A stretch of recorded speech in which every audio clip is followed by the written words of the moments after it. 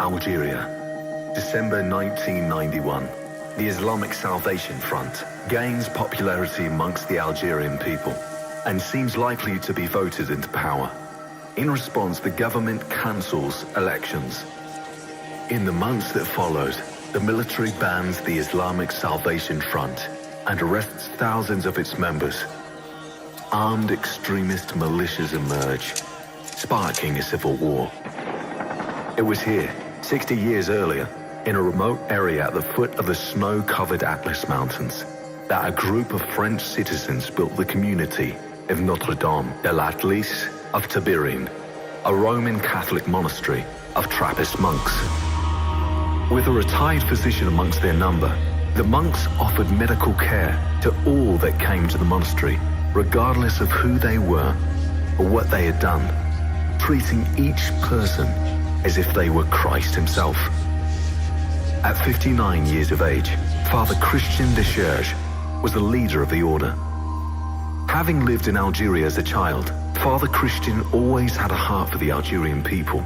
He spoke fluent Arabic and had a strong understanding of the local Muslim religious tradition.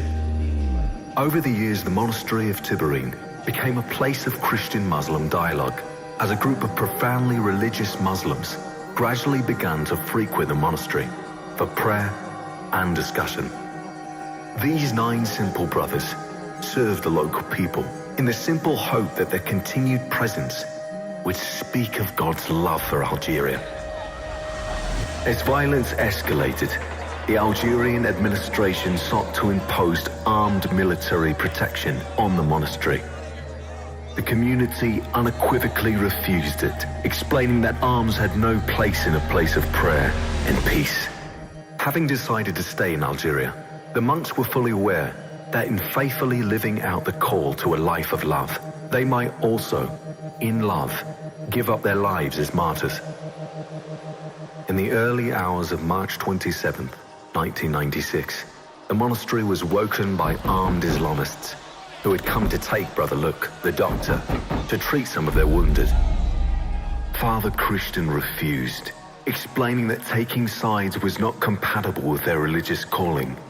The terrorists repeatedly told him, "You have no choice," to which Father Christian replied, "Yes, we have a choice."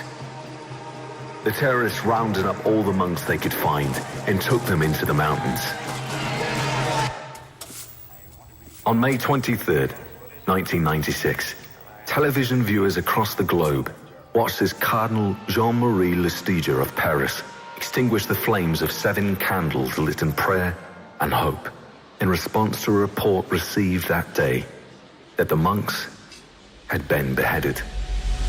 2 days later, a small party was transported by helicopter to the now deserted monastery of Tibhirine.